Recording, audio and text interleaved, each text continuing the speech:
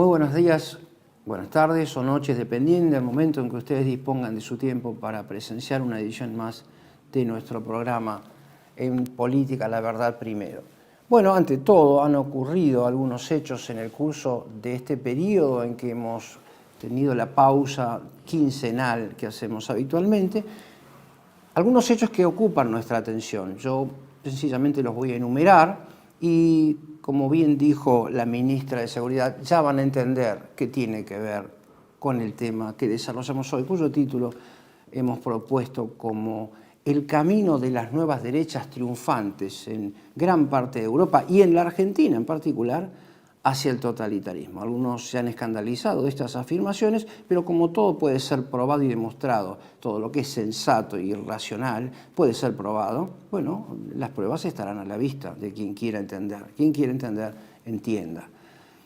Algunos hechos que nos llaman la atención, como por ejemplo la promulgación final, la sanción final, mejor dicho, de la ley Bases y Puntos de Partida para la Libertad de los Argentinos. Hemos presenciado, todos creo en tiempo real, un desempate histórico que ha tenido a su cargo la vicepresidenta Victoria Villarruel. Esta vez ese penal decisivo no ha sido como en el caso de Cobos, sino que ha tenido una dimensión completamente opuesta, ha sido favorable, no negativo, no positivo, como se dijo en aquella célebre jornada parlamentaria. Eso por un lado. Por el otro lado hemos tenido la participación del presidente Javier Milei en la reunión del G7, pero no como un G8, sino como país modelo para implementar el modelo de la inteligencia artificial, como país probeta para implementar el gran modelo de la inteligencia artificial, por lo demás claramente propuesto en la ley Bases y Puntos de Partida para la Libertad de los Argentinos.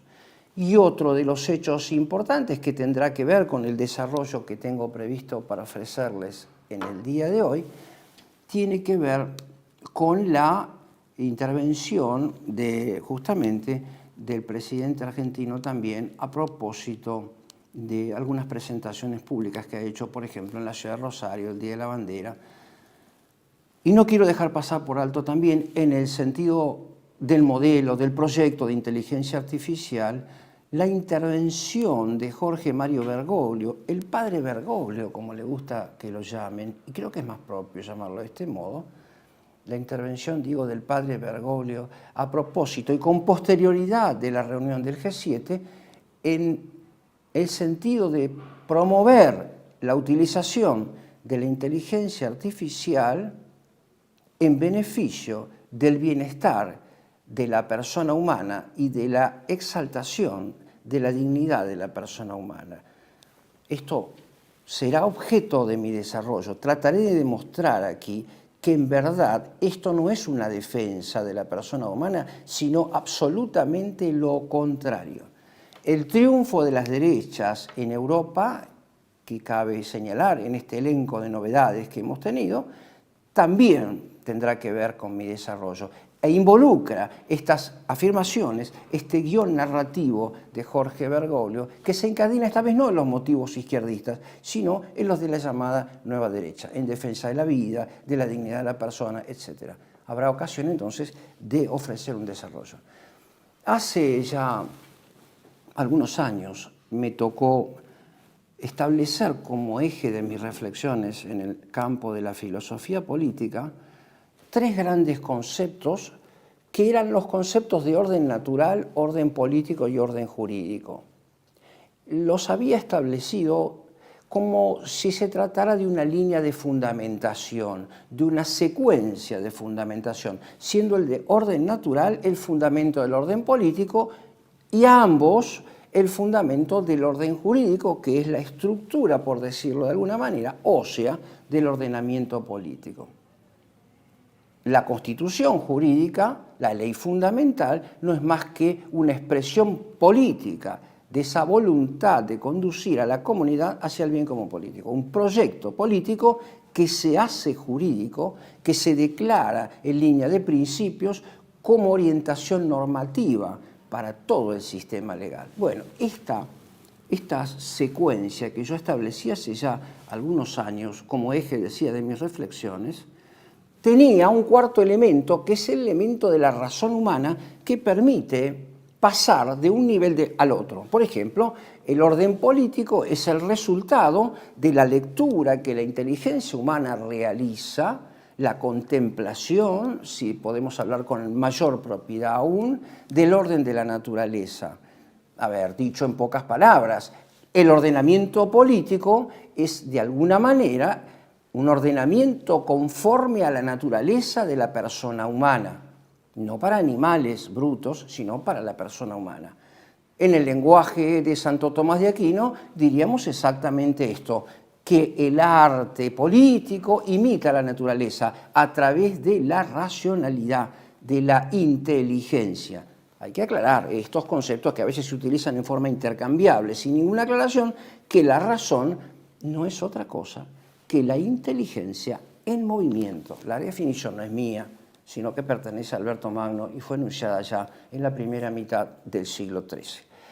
Bueno, me parecía que este eje de orientación iba a servir para el desarrollo de mis estudios posteriores, pero en los cambios actuales, con la irrupción de este modelo tecnológico al que asistimos en los años que corren, en los días que corren, me ha parecido necesario establecer alguna pequeña modificación, un pequeño matiz. Ya no es apenas la inteligencia humana la que hace posible el pasaje del orden natural hacia la constitución del orden político y del orden jurídico, sino mediante la intervención sanitaria.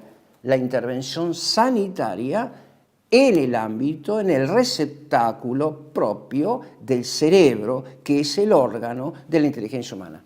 Quienes siguen mis exposiciones saben de lo que estoy hablando a esta altura. Y para quien lo hace por primera vez, distingo. Una cosa es el don de la inteligencia, al que habré de referirme en unos minutos más tarde, y otra cosa es el órgano de la inteligencia, que es el cerebro.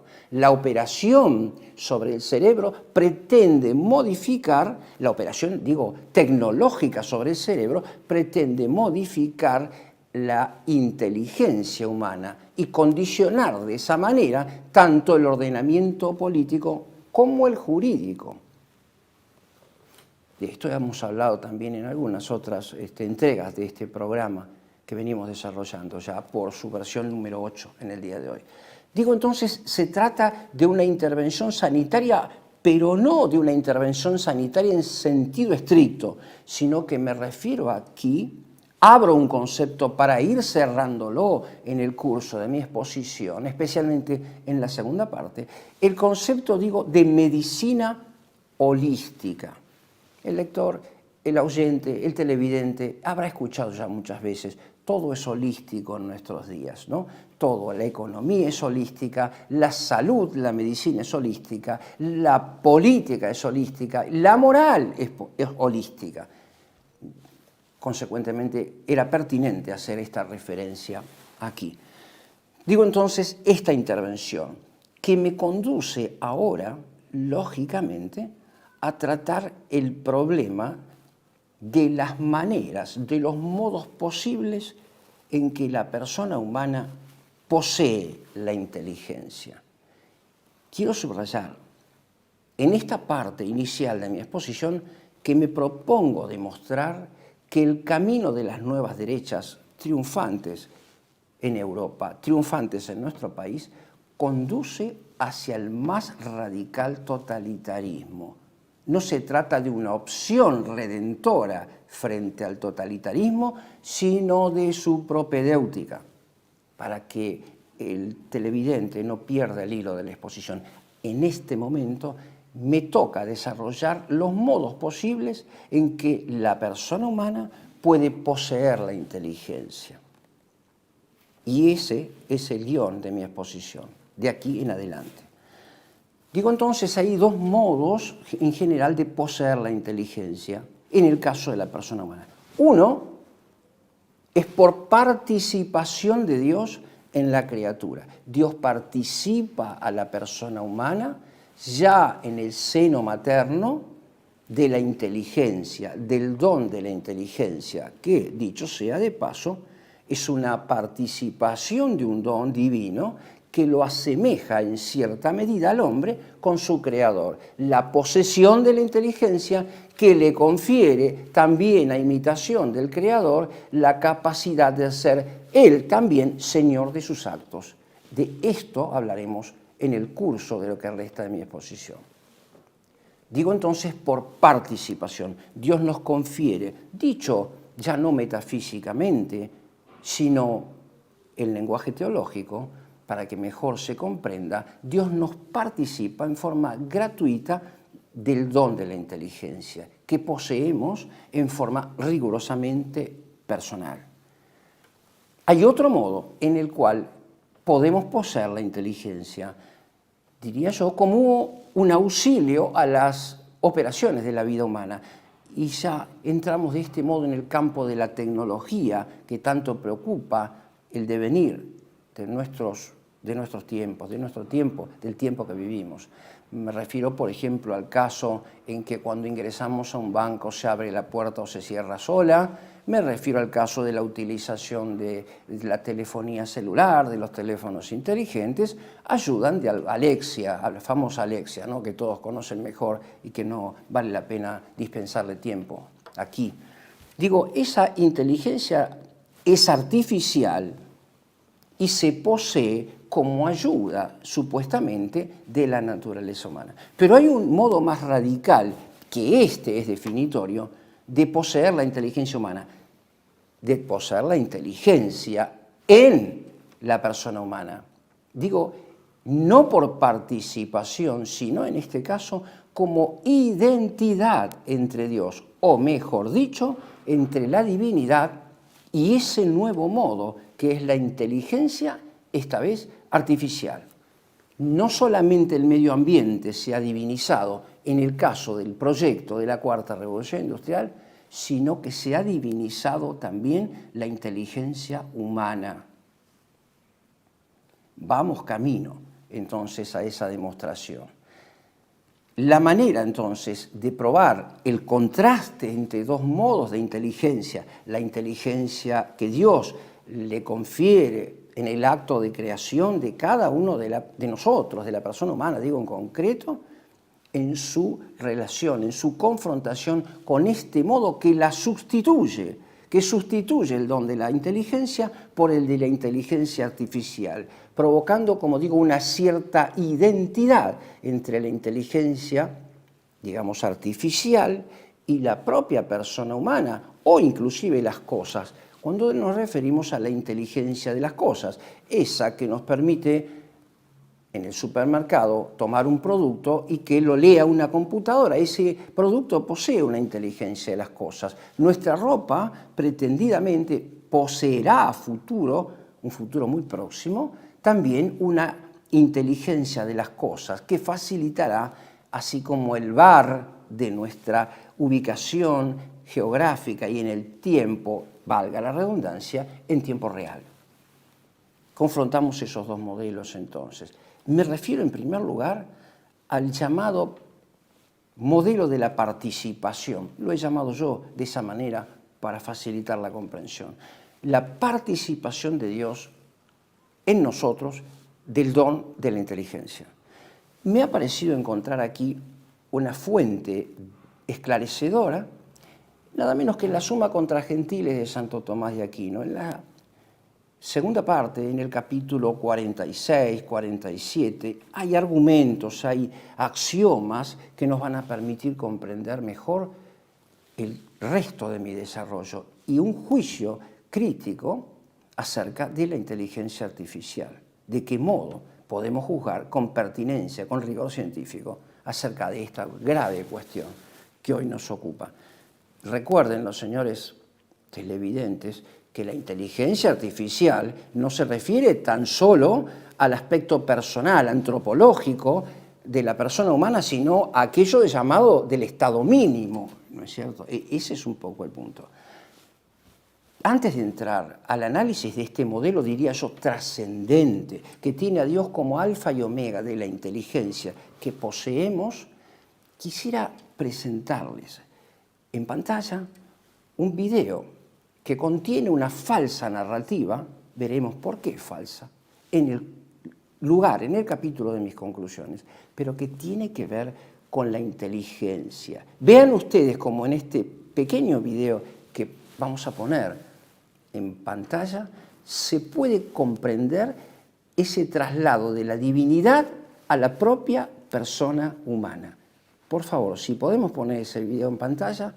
There is a battle for our very humanness that is unfolding right now. It's an ancient battle. Frame it as a battle between good and evil, or light and dark. Ultimately, light and dark are simply energies until we give them the significance that we give to them. There's something deep within each of us that is so powerful, so precious, so sacred, so beautiful, that nations will go to war with other nations to keep us distracted.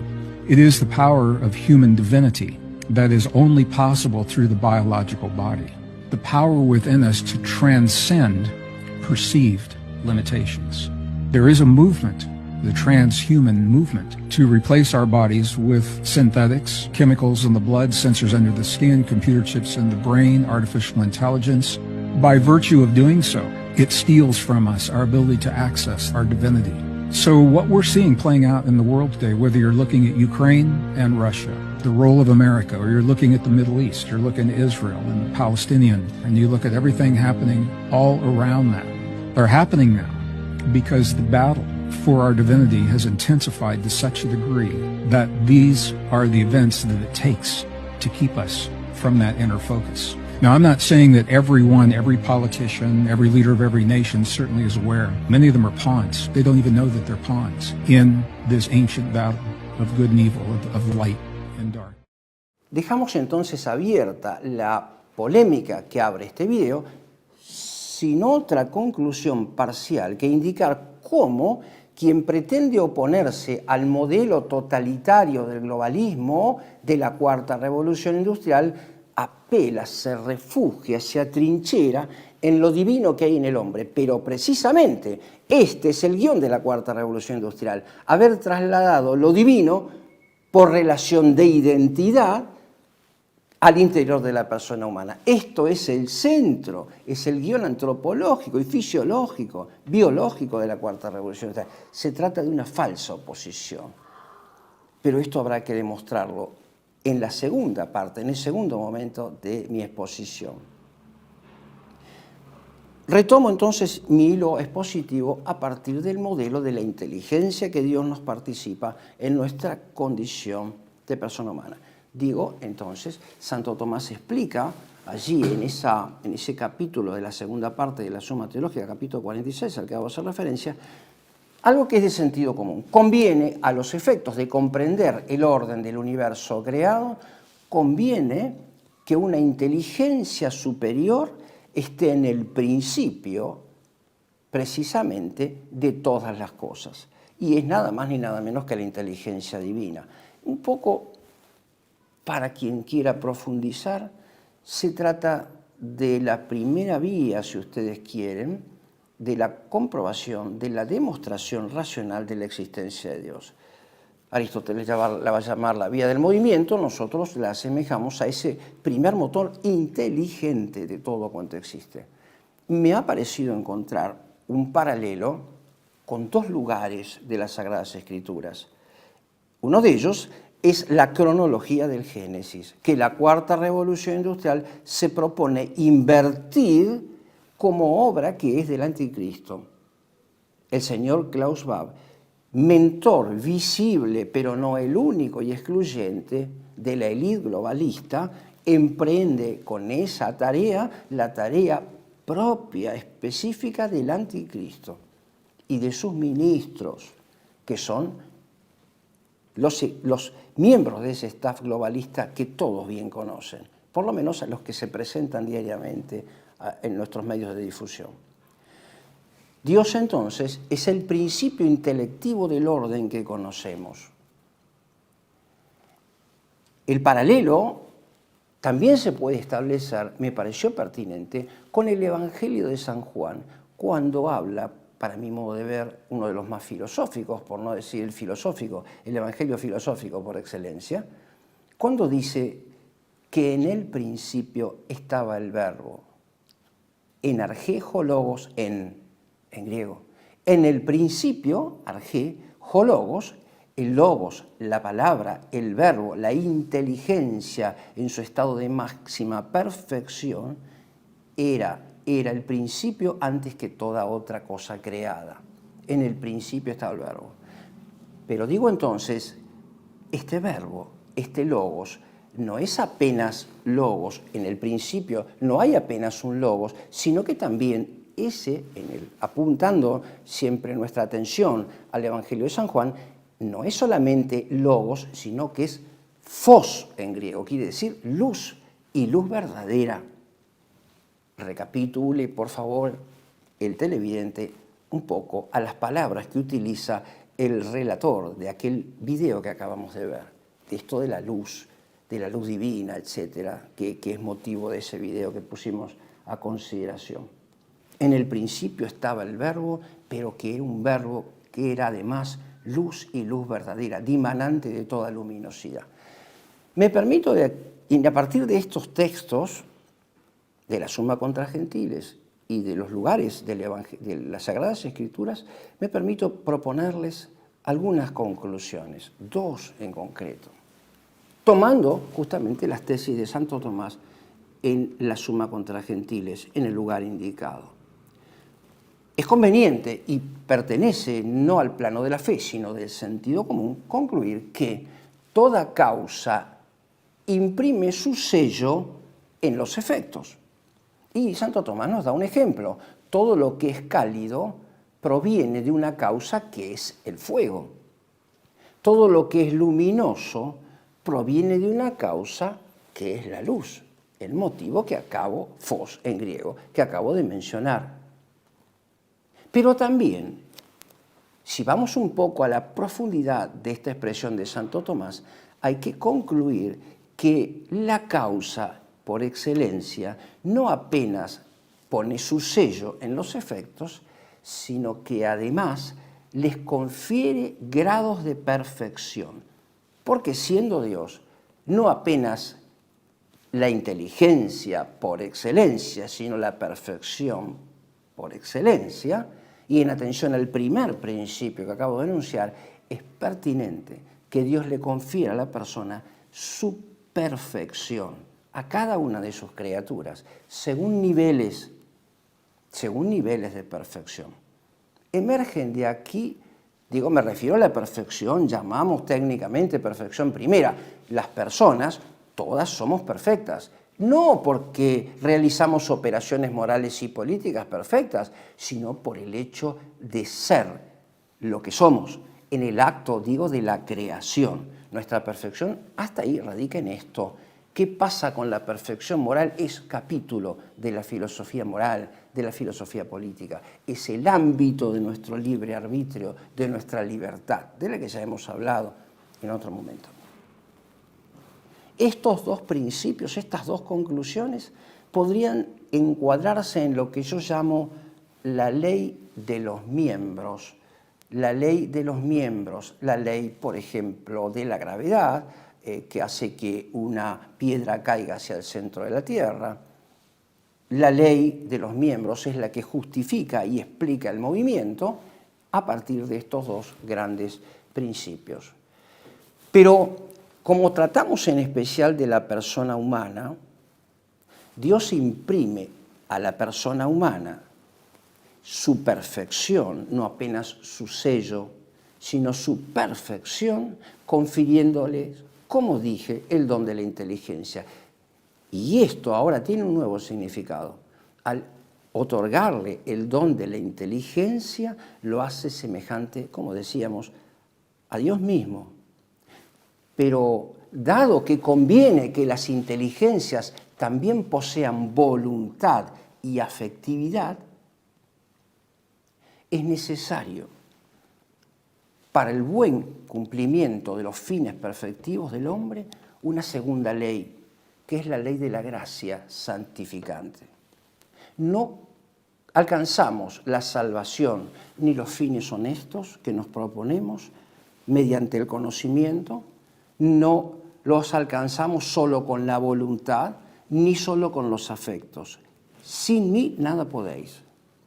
No los alcanzamos a no ser mediante la participación de la vida de la gracia que obtenemos mediante nuestra participación, reitero, de la vida sacramental. Conviene al hombre, entonces, poseer la inteligencia, poseer la voluntad y los afectos. Conviene también la vida de la gracia que fortalece principalmente la voluntad y esclarece el entendimiento. Vean ustedes qué importante que es la inteligencia y qué elevadísimo grado de dignidad se confiere al hombre cuando se lo examina desde la perspectiva de Dios creador y no de la persona humana, como si fuese el centro, el alfa y el omega, según el modelo iluminista, sino según el modelo cristiano, realista y metafísico que nos enseña Santo Tomás y las Sagradas Escrituras, y la fe sobrenatural en Dios. Digo entonces, conviene que el hombre posea estos atributos. Esto nos lleva a concluir, nos lleva a sacar otras tres conclusiones. Una en el plano antropológico de la moral, otro en el plano de la vida política y otro en el plano de la metafísica que vengo desarrollando. Desde el punto de vista de la metafísica, conviene entonces, según el plan de la creación, conviene que Dios creara todas las cosas otorgándoles grados diversos de perfección, una jerarquía de perfecciones, aunque esto resulte chocante para la mentalidad igualitaria moderna, post-rusoniana, si quieren, para trazar un hito.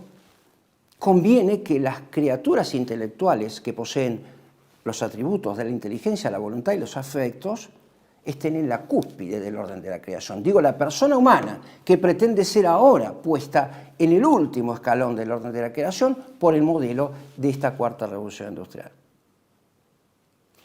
Una otra conclusión pertenece al plano de la moral individual. Nosotros, como poseedores de esos tres niveles, de esas tres potencias del alma, somos dueños de nuestras acciones voluntarias, que son morales y que son políticas.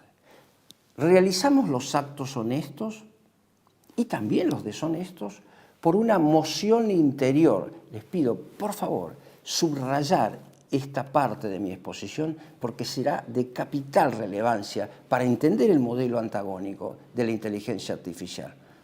Digo, un acto voluntario perfecto, cuarto libro de la Ética de Aristóteles, de la Ética de Nicómaco, es aquel que realizamos poseyendo dominio del principio, de los medios y de los fines de las acciones morales. Somos completamente libres de obrar o de no obrar, pero lo hacemos a partir de una emoción interior. Somos dueños y señores de nuestros actos, como Dios lo es a su nivel y con las distancias debidas. Hay un hermoso verbo griego que explica acabadamente este proceso interior de convicción que fluye en acción moral y política. El verbo peito en griego. Es excelente la descripción que nos ofrece. Sin detenerme demasiado en eso, simplemente señalar esta segunda conclusión. Y la tercera, que afecta a la comunidad política. ¿De qué manera? Se habló en la antigüedad y también en la Edad Media, después de la Revelación, que el modelo de la comunidad política está tomado del orden de la naturaleza y de la naturaleza humana en particular.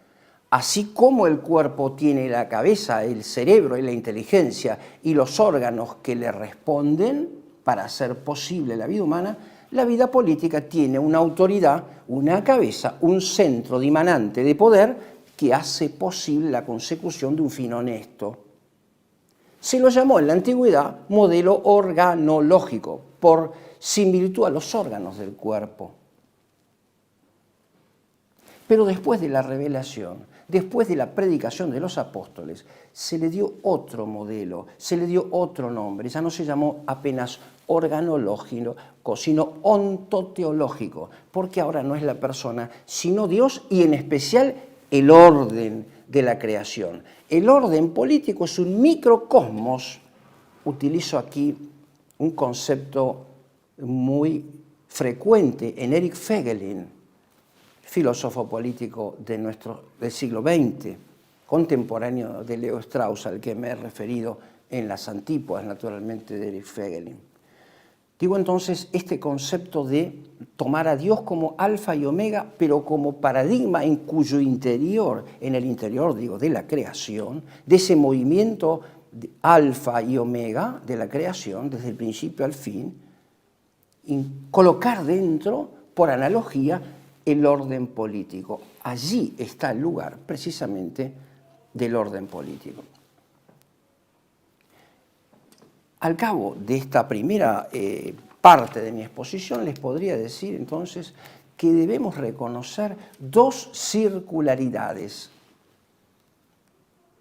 Una circularidad trascendente que reconoce a Dios como principio y fin, el orden de la creación, en cuyo interior se constituye el hombre, esto es tarea humana, de la inteligencia humana, creada y conferida por Dios, no de la inteligencia artificial, creada por modo de participación, como subrayé al comienzo.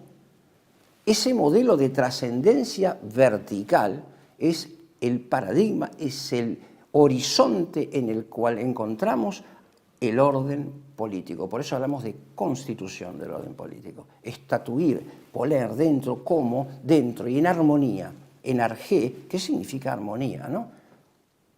Dentro del orden de la creación. El orden político es un microcosmos y la persona humana también es un microcosmos del orden político y del orden de la creación. Y el otro modelo es el modelo de una circularidad inmanente, que es el que emerge del proyecto de la inteligencia artificial divinizada, pero que sitúa en un hombre, no en el hombre en general, sino en un hombre, el dueño, por decirlo vulgarmente, de la llave de los algoritmos y de la inteligencia artificial, del neoemperador del Estado mundial.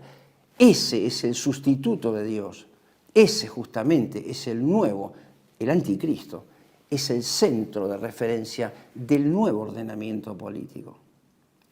Creo que con lo dicho hasta aquí podríamos ir redondeando esta primera parte.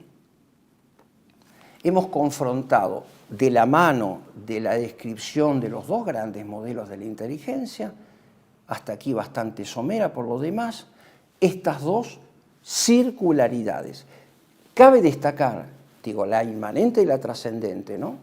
Pero cabe destacar que el círculo al que tantas veces me he referido, que habrán escuchado ustedes y que habrán visto como imagen simbólica de la Agenda 2030, del círculo de la Tierra, del círculo místico, de los laberintos circulares de meditación y tanta cosa, la carátula del libro de Marilyn Ferguson, La conspiración de Acuario, el círculo, según Santo Tomás, mirando en retrospectiva lo que dije, es la figura geométrica perfecta, porque es en el movimiento circular cuando todas las cosas vuelven al principio. Recuerden aquí los dos postulados que enuncié antes, a saber, que algo se torna perfecto cuanto más se asemeja a la causa. Un efecto, una criatura se constituye más perfecta cuanto más imita y cuanto regresa a la causa. Digo, el círculo es la descripción perfecta de ese movimiento que nos conduce a comprender la perfección. El hombre es más perfecto no porque Dios lo ha creado en la perfección primera, sino cuando a través del despliegue temporal e histórico de las perfecciones segundas que logra a través de su vida moral y política, se asemeja a Dios, cuando vive la vida política y moral a imitación de Cristo. Completa una cierta circularidad. En cuanto que la segunda circularidad recoge el mismo principio. Algo es más perfecto cuanto más se asemeja a la causa, pero a la causa que ahora es el neoemperador y la inteligencia artificial. Sería, digamos, la antípoda de lo que acabo de explicar. Un hombre es más perfecto cuanto más manejable, cuanto más robotizado se encuentre, porque más se asemeja entonces a esa vida mecánica encerrada en un Excel que propone la cuarta revolución industrial mediante la inteligencia artificial. De esta manera creo que podemos redondear la primera parte de mi exposición para dar lugar a la segunda, tomando algunas conclusiones que nos conduzcan ya a las conclusiones finales.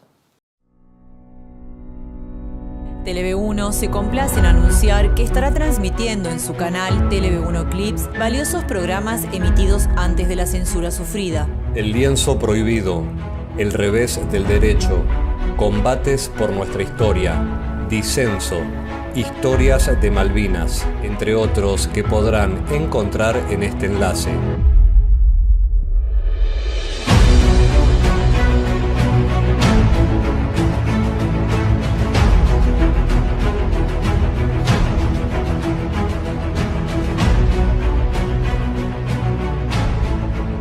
Agradecemos su aprovechamiento y difusión.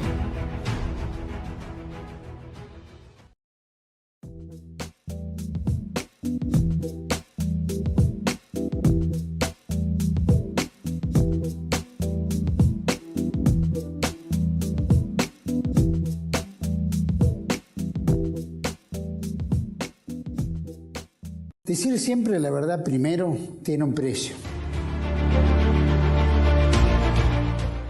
Dependemos de tu ayuda. TLV1, toda la verdad primero.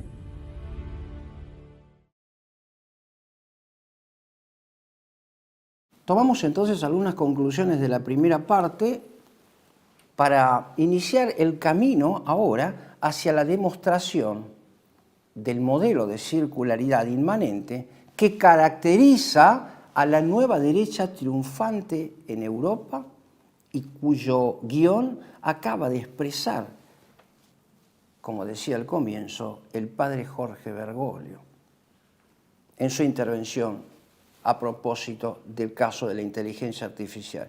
¿Qué tiene que ver esto con la nueva derecha? A eso vamos, justamente a demostrar esta cuestión. Decía entonces al comienzo que esta inteligencia artificial se mueve en el plano de la inmanencia, en el plano de una circularidad inmanente.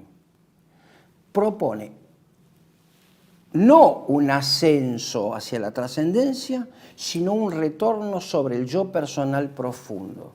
Es en este momento en el cual la cuarta revolución industrial subraya, pone blanco sobre negro el paradigma cultural de la New Age, que se expresa en una de sus vertientes como la conspiración de Acuario, que coincide en ese movimiento del espíritu con la religiosidad hinduista, con la religiosidad china. Pero si fuera poco todavía, cuanto vengo diciendo en estas entregas, el televidente puede salir a la vía pública y ver con absoluta claridad la diseminación del modelo cultural y religioso chino. Esas criaturas, esos jóvenes que se ponen desaprensivamente un patito amarillo en la cabeza porque les confiere buena suerte, eso es perteneciente rigurosamente a la religiosidad china. Lo he dicho otras veces, la visita, las fotos que se toman los jóvenes y las familias enteras al lado de la expresa manifestación simbólica del demonio, que es el dragón chino, en Barrio Chino, a pocas cuadras de Belgrano, a 150 metros, ni una cuadra siquiera, apenas, está mostrando el predominio de este modelo. Ya he hablado de la circularidad de la ciudad de 15 minutos, no es el caso recapitular todo eso ahora. Simplemente mostrar que esa circularidad vuelve ya no hacia Dios, no es un ascenso perfectivo de la persona, sino que es una involución sobre el yo profundo, pero no un yo profundo, en búsqueda de esa conciencia a la que se refiere San Agustín de Hiponá, en la cual Dios habla, sino del yo profundo del subconsciente o del inconsciente, que corresponde a un nivel inferior de la conciencia.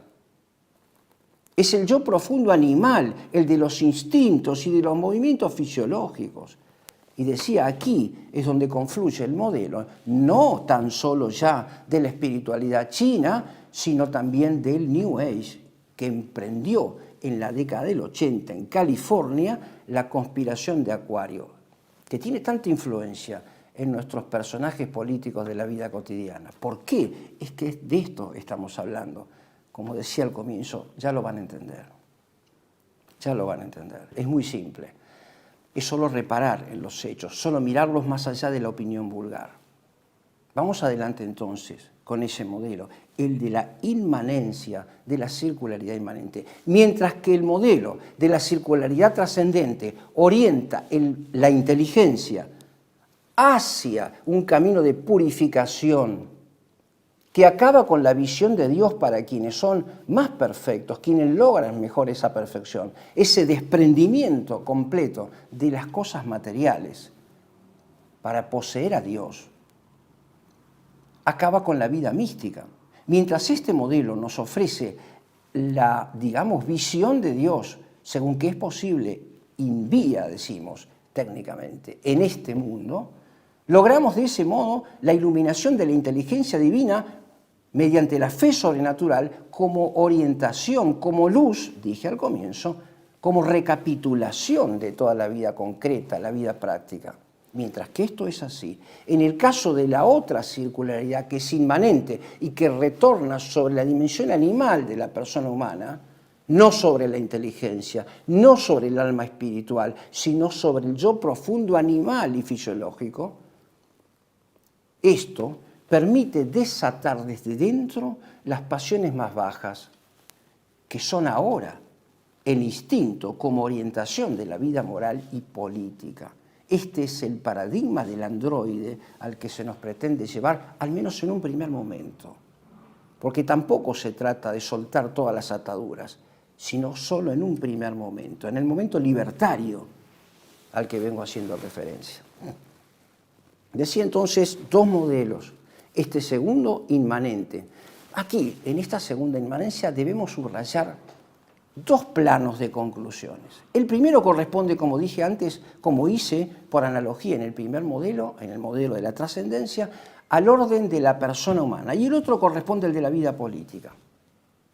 Ya no existe en el orden de la vida política aquel modelo que llamábamos ontoteológico, organológico, que tomó inspiración en el caso del modelo de las jerarquías celestiales de Dionisio, el Areopagita, año 90 después de Cristo, convertido y discípulo de San Pablo, Dionisio el Areopagita, que dio el nombre a este modelo nuevo al que me refería en la primera parte de la comunidad política. Ya no se trata de esto, se trata ahora de un modelo inmanente que encierra a la comunidad política dentro justamente de esa introspección y que se constituye a su vez en otros dos momentos. El primero es antropológico, esa búsqueda en el yo interior de algo divino, lo que decía el video al que hice referencia antes, de algo divino en el hombre, que es producto del panteísmo, de la identificación de Dios con la persona humana, de la identificación de Dios con la inteligencia artificial. Esa integración a un todo, decía al comienzo, pero divinizado, es lo que hago referencia en este punto de mi exposición. Esto hace que soltemos nuestras pasiones, pero ¿cómo? En un primer momento que yo llamo libertario. Vean ustedes la coincidencia, con el guión de los libertarios actuales y en nuestro país. Y aquí es donde tiene lugar el primer escalón que doy para caracterizar la complicidad de la nueva derecha con este modelo globalista, materialista, por más que sus mentores propongan lo contrario. ¿Por qué digo esto? Porque cuando recogemos justamente el momento libertario, imbuido de esta espiritualidad china, sin metafísica, sin fe sobrenatural, a la que renuncian explícitamente en sus libros, cuando logramos esto, la persona saca de dentro suyo lo más bajo que tiene como motivación de la vida moral y política, de la vida de relación. Pero ¿cómo lo logra? Y lo logra mediante una narrativa, lo logra mediante una emoción exterior. ¿De qué manera? Mostrándole a través de las psicotécnicas, que son la utilización de las drogas, el LSD, la cocaína. Esto es expreso, esto está en los textos, que el público corriente posiblemente no tenga tiempo de leer, pero es nuestra función ponerlo blanco sobre negro.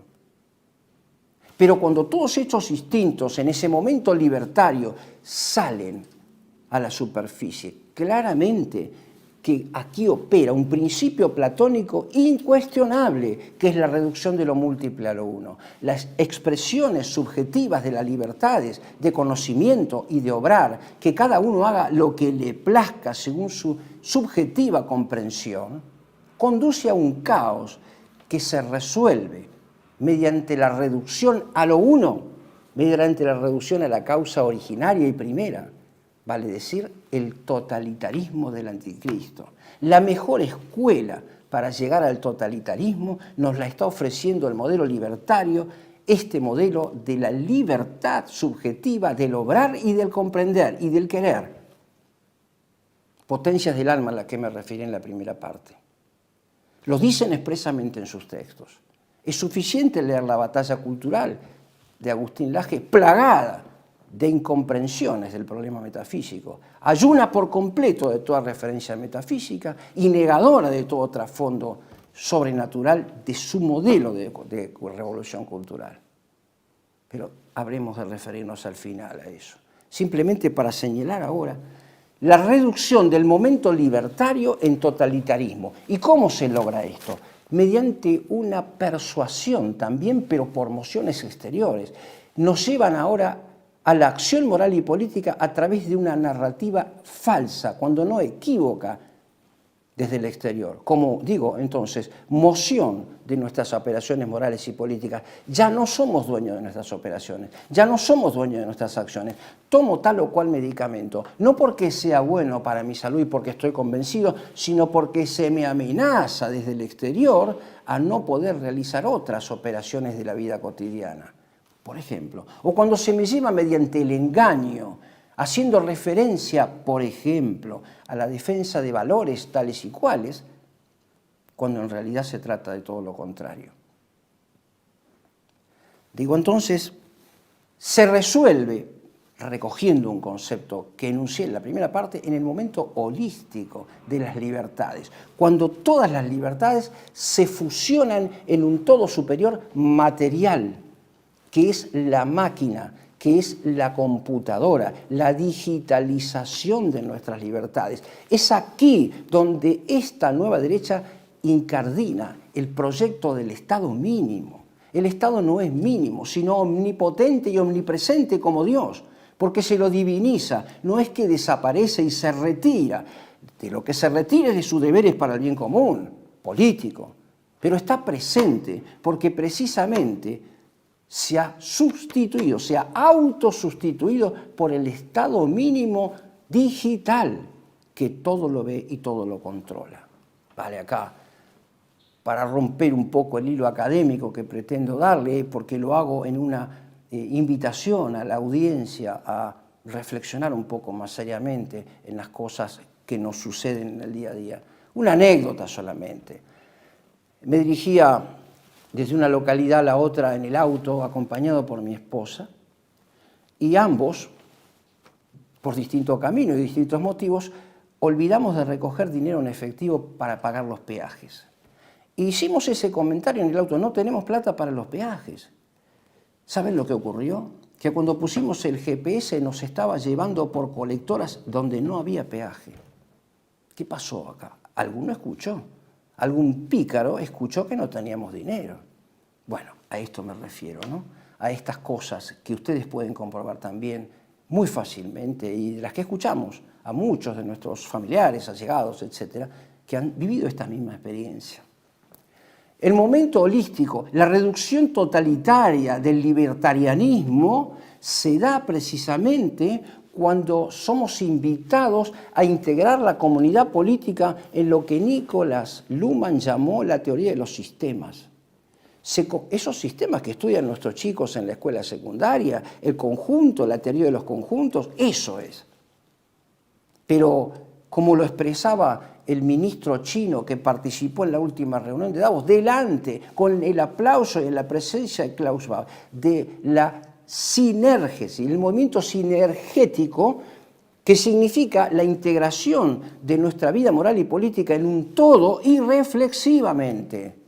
Nos movemos conforme a las reglas del todo, no aquellas mociones interiores a las que hice referencia con aquel verbo griego.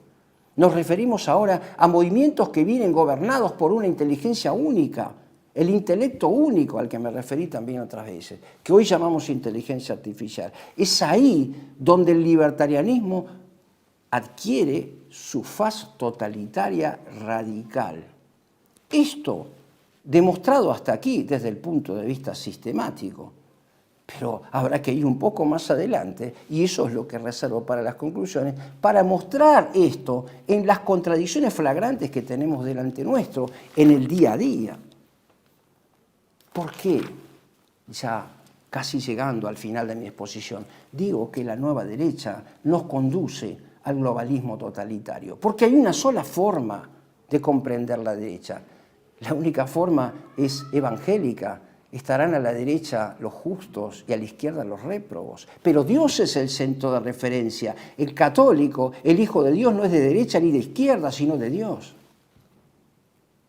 Esto es muy importante y lo reitero. El católico no es ni de derecha ni de izquierda, es de Dios.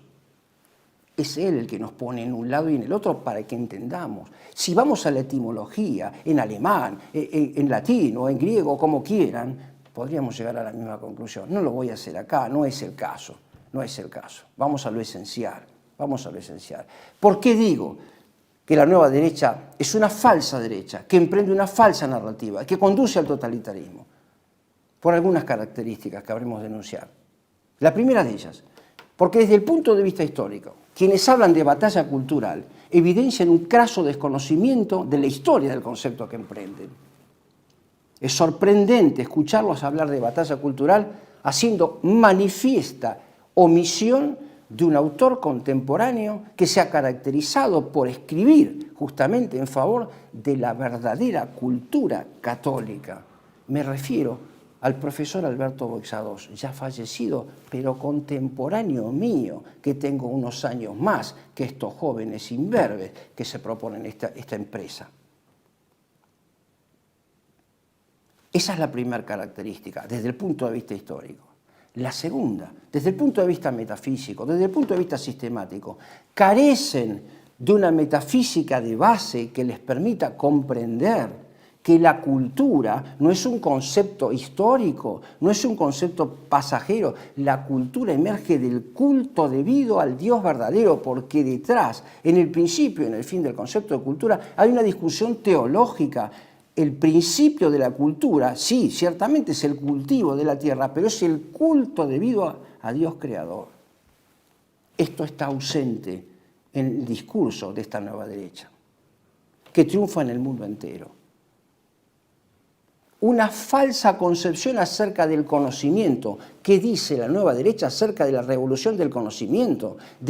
Posee un proyecto del conocimiento, un proyecto nociológico que restaure la aprehensión intelectual de las esencias, en absoluto, en absoluto. Y sin esto, cuando se habla de valores, del bien y del mal, de lo justo y de lo injusto, de lo bello y de lo feo, se navega, se esquía por arriba de la realidad, pero nunca se llega al fondo de las cuestiones, nunca se llega al sí, sí, no, no, que es evangélico. Esta nueva derecha también no apenas carece de un proyecto moral metafísico consistente al que renuncia expresamente. Desincardina la cultura incluso de la fe sobrenatural. No hay batalla cultural impregnada y traspasada por la fe católica. No hay economía sino de la ganancia, pero esta economía de la ganancia es exactamente la economía del libertario Walter Block, que eleva a categoría moral al ladrón, al delincuente, al narcotraficante y a la prostituta. Basta leer el libro En defensa de lo indefendible, lo he citado en otras oportunidades. Esta falsa nueva derecha también emprende una narrativa engañosa. Me voy a referir al caso concreto de las expresiones de Jorge Mario Bergoglio en su intervención a propósito de la inteligencia artificial. La inteligencia artificial no debe llamarse para prestar un servicio a la persona humana, sino a Dios. la dignidad de la persona humana, la exaltación de la persona humana, para ofrecerle una vida sin dolores, una vida placentera. Pero a buen entendedor, pocas palabras. Quienes sabemos y conocemos mínimamente la historia de la filosofía, podemos reconocer en el guión, en la argumentación que acaba de ofrecer Bergoglio, los motivos de Epicuro que están en la base del proyecto de la Cuarta Revolución Industrial. Modificar la naturaleza humana mediante la inteligencia artificial para ofrecernos el paradigma de una vida placentera, duradera y sin dolores que exalte la libertad y la dignidad de la persona humana. Ese no es el modelo cristiano. Cristo, desangrándose en la cruz, renunció de alguna manera a su dignidad, nos mostró que era el último, el más escupido por todos. Adivina quién te bofeteó, adivina quién te pegó. Vean por favor la película esta de Mel Gibson, La Pasión, tan nombrada y tan vista por tantos. A ver, ¿qué dignidad de la persona humana es esa? Bueno, justamente acaba de producirse y alguna contribución tenemos que ofrecer desde este modesto lugar. Un congreso aquí en nuestro país, en donde la Universidad Católica, la Sociedad Tomista Argentina, proponía como modelo, proponía como guión de un encuentro el paradigma de la lectura de los actos morales en Santo Tomás de Aquino, según el Concilio Vaticano II, que postula exactamente el modelo de una inmanencia rigurosamente inmanente. ¿Cómo es posible conciliar una cosa con la otra? Esto es nueva derecha. Esto es nueva derecha. Por favor, ponemos ahora en pantalla otro video donde el libertario Javier Milei, que se identifica con la nueva derecha, que es libertaria, una nueva derecha que se asocia con el liberalismo, que no es corporativa, no es metafísica, ni comunitaria aristotélicamente hablando. Toman los modelos del globalismo. Vean ustedes apenas este video para poder ir concluyendo nuestra exposición de hoy. ¿Cuáles serían los pros y los contras de justamente un lugar anarcocapitalista, ¿no? que no tiene un Estado, tiene la intervención mínima en un principio, que es lo que propones vos, ¿no? Como para asegurar la defensa y la defensa del territorio, básicamente? Bueno, fíjate que en un extremo anarcocapitalista no habría fronteras. Claro. Esto es lo que estamos hablando de la tierra como un lugar de todos, ¿no? Claro, exacto. O sea, ahí no tendrías... de hecho, las banderas y esas cosas son fronteras. O sea, cuando festejan el Día de la Bandera, para mí es como que veo un muro. Es así todo ladrillo. Digo, así yo veo la bandera. Bueno, la reflexión cae por sí misma. Ven ustedes como nuestro presidente, que acaba de presenciar el acto de jura de la bandera en la ciudad de Rosario, expresa el motivo cabal del globalismo, la liquidación del Estado-Nación y su sustitución hacia arriba por el Estado único y hacia abajo por los modelos circulares de la ciudad de 15 minutos.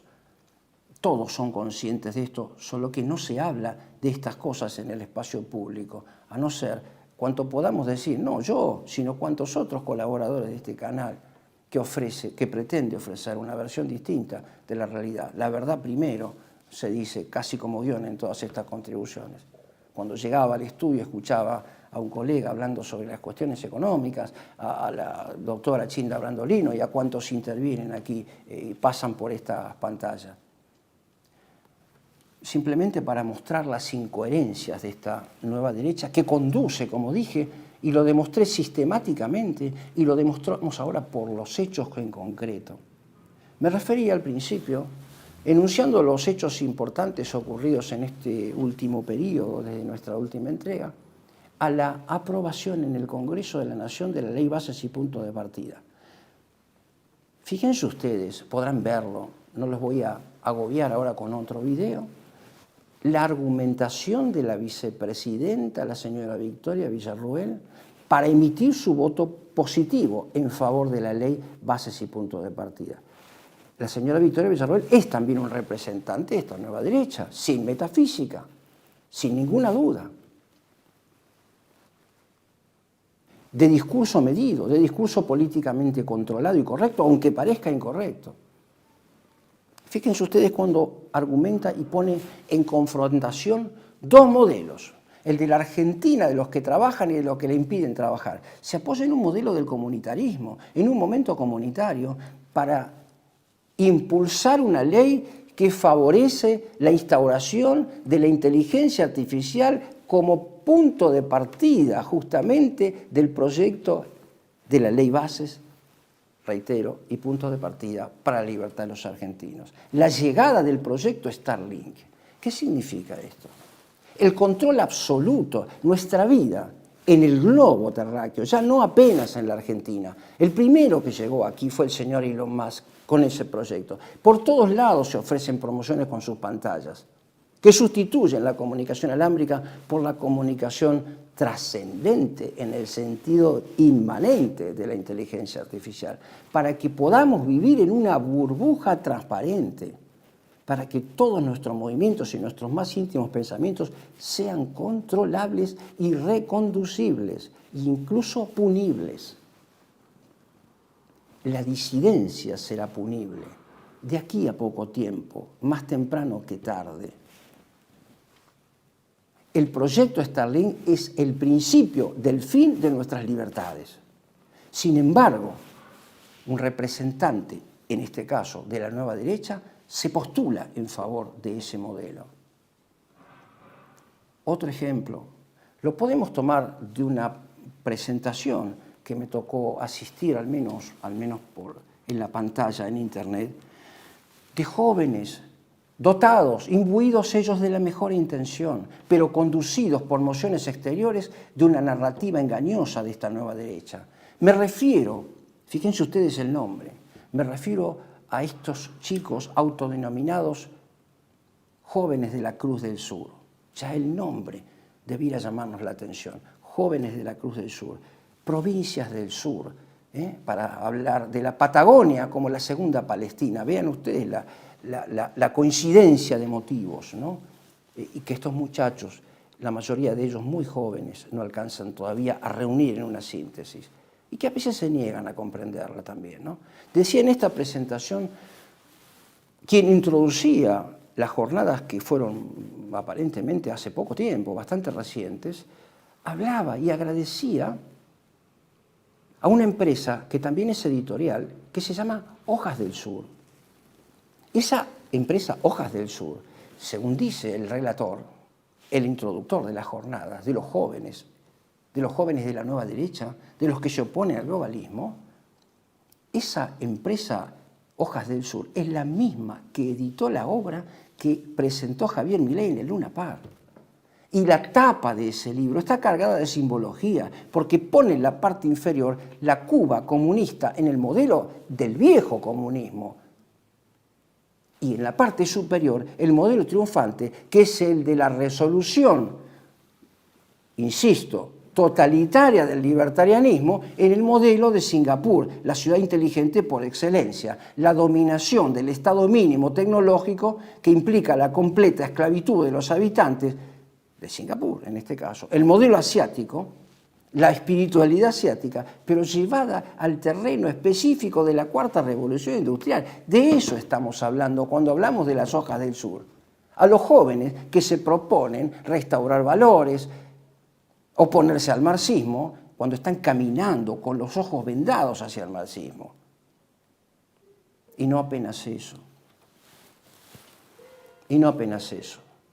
Se puede ver también, se puede comprobar allí, lamentablemente, la incoherencia, como decía, de abrazar un modelo aparentemente aferrado a la patria, a la vida, con el momento libertario, a saber, la economía salvaje de mercado, la liquidación de las banderas nacionales, la consideración de las banderas como si fuesen un obstáculo. Bien lo pudieron presenciar ustedes en este video. Bueno, quien habla de batalla cultural también adhiere expresamente a este modelo. ¿Cómo se puede compaginar una prédica en favor, supuestamente, de la derecha históricamente conocida, ahora llamada nueva derecha, que comenzó a ser nueva derecha ya por los años 60 con Alain de Benoist, que después se repotenció en Estados Unidos en la década de 70 y que se hizo patente ahora, Pareciera como que el globalismo abandonó el camino de la izquierda radical, conocida por todos, para conducirnos al globalismo y adoptó el modelo de la nueva derecha para llevar precisamente a todos los habitantes del planeta y en especial de nuestro país hacia el totalitarismo más radical. Vuelvo a repetirles, quien quiera comprender esto, solo le falta leer algunas páginas de la República de Platón donde todo lo múltiple se reduce a lo uno, para bien o para mal. Decía, pasando así de un tema para el otro, que no hay derechas ni izquierdas a los ojos de Dios, a no ser en algún pasaje evangélico que no voy a comentar en este momento. Pero nuestro centro de referencia no es el hombre, no es el Estado mundial, no es el emperador chino por excelencia, sino Dios, creador, juez y providente. Y el modo de referir nuestra vida moral y política es mediante la restauración efectiva del verdadero santo sacrificio de la misa, que ahora Jorge Mario Bergoglio se ha propuesto destituir, buscando como fecha nada menos que un nuevo regalo a la Virgen María, ¿no? El día 16 de julio, según trasciende en los medios bien informados de los círculos vaticanos.